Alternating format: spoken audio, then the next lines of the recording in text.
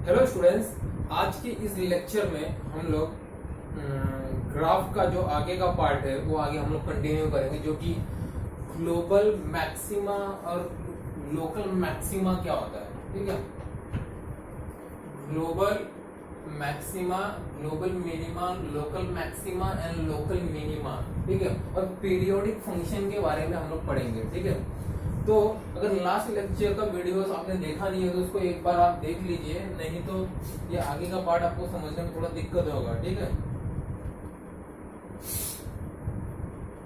तो local maxima और global maxima. अब यहाँ पे देखो क्या होता है, ये एक मैंने ग्राफ बनाया है। ठीक है, this is an y axis. ठीक है, ये मेरा वाई एक्सिस है और ये मेरा एक्स एक्सिस है। ठीक है, अभी इसमें देखो, ये ग्राफ में जो ग्राफ बना है ये मेरा एक्स एक्सिस है ना, जो इसमें हम लोग local maxima and global maxima नाम के टर्म्स यूज करेंगे। ठीक है, जैसे कि इसमें लोकल मैक्सिमा मतलब जो मैक्सिमम पॉइंट में लोकली। अब लोकल शब्द, लोकल वर्ड क्या होता है? लोकल मतलब वो पर्टिकुलर एरिया में। ठीक है, जैसे इंडिया है, इंडिया के अंदर Mumbai is nothing but it is local. Okay, local area, but India को लोग ग्लोबली जानते हैं। ठीक है, तो वैसे लोकल शब्द से ही तो मालूम पड़ता है कि लोकली वो एक पर्टिकुलर एरिया में ही वो मैक्सिमम एग्जिस्ट करेगा। ठीक है, तो local maxima exist at x is equal to 3 and x is equal to 9। ठीक है, तो अभी ये x एक्सिस में देखो जो पॉइंट 3 है, ये वाला 3। ठीक है, तो इसका x एक्सिस में मैक्सिमम पॉइंट किधर है? यहाँ पे आ रहा मुझे। ठीक है, तो ये मेरा 3 पे मैक्सिमम आ रहा है, x is equal to 3 and x is equal to 9, मतलब x पे मेरा मैक्सिमम वैल्यू यहाँ पे जा रहा है। ठीक है, जो कि 12.5 है। मेरा x पे जब 3 है तो मेरा y का जो मैक्सिमम पॉइंट है वो 7.5 है। ठीक है, तो local maxima exist at x is equal to 3 and x is equal to 9। ठीक है, ये रहा लोकल मैक्सिमा। अब लोकल मिनिमा क्या होता है? लोकल मिनिमा मतलब जो वो लोकली अपने एरिया में वो मिनिमा पॉइंट। ठीक है, मिनिमा कब एग्जिस्ट करेगा? तो देखो यहाँ पे अगर आप ग्राफ को देखोगे, ये कर्व लाइन को, तो यहाँ पे सबसे नीचे, ये ग्राफ का जो सबसे नीचे वाला पॉइंट है, ठीक है, यहाँ पे ये तो 1 पे है। ठीक है, 1 पे। ठीक है, तो x इज इक्वल टू 1 पे आएगा। उसके बाद ग्राफ ऐसा गया है। ठीक है, यहाँ मैक्सिमा पॉइंट पे गया है, फिर से वो नीचे आया तो इधर आया, तो ये मिनिमम पॉइंट क्या है इसका? Local minimum point. लोकल क्या है? 4 है। ठीक है, तो 4 लिया हम लोग।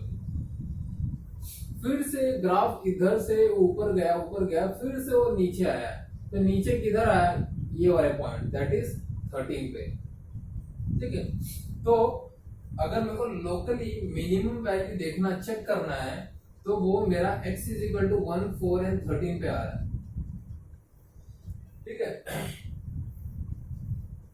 ये रहा local minima and local maxima. अब इसमें लोकल है तो ग्लोबल भी होगा, तो global minima and global maxima क्या होता है? मतलब वो, ठीक है, अभी जैसे कि एज्यूम कर लो प्राइम मिनिस्टर मोदी। ठीक है, तो वो इंडिया के पीएम तो है ही है, वो तो महाराष्ट्र में भी he will be the only in a top position that he will be dealing। ठीक है, तो he will be वैसे ग्लोबल होता है। ठीक है, ठीक है, तो जैसे कि ग्लोबल मैक्सिमा क्या होता है? जैसे कि कोई यूएस में इंडिया का किसी को रिप्रेजेंट करना है, तो ऑब्वियसली तो वो तो पीएम मोदी ही रिप्रेजेंट करेंगे। कोई कोई स्टेट का चीफ मिनिस्टर तो जाएगा नहीं क्या रिप्रेजेंट करने के लिए, obviously the PM has to represent his country, ठीक है। इंडिया को अगर रिप्रेजेंट करना है ग्लोबली तो ऑब्वियसली पीएम को जाना पड़ेगा।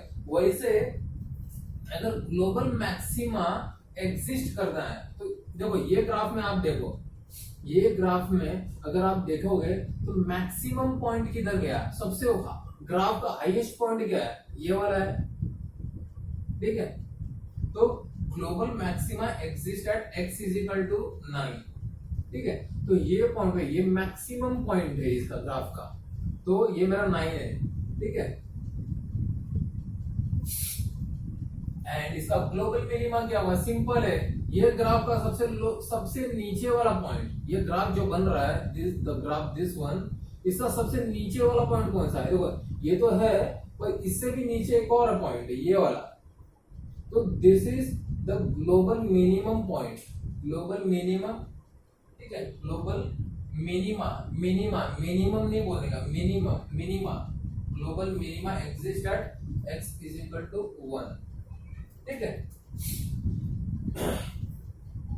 तो ठीक है, अब यहां पे देखो हमने देखा ग्लोबल मैक्सिमा ग्लोबल मिनिमा, ठीक है।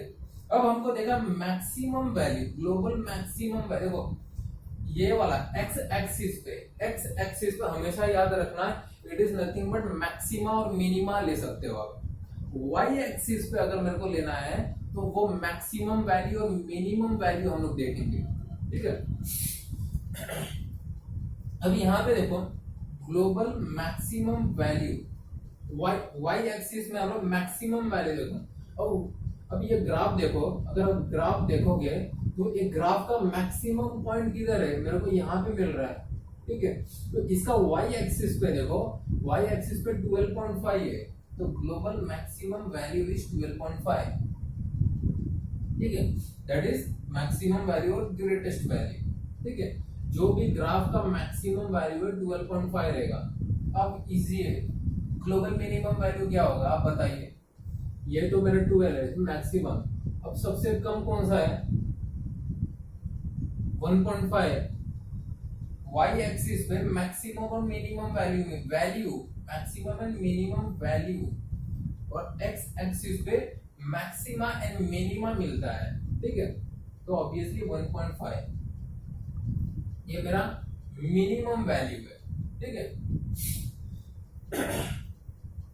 I hope you have understood this example, ठीक है। अब पीरियोडिक फंक्शन हम देखते हैं।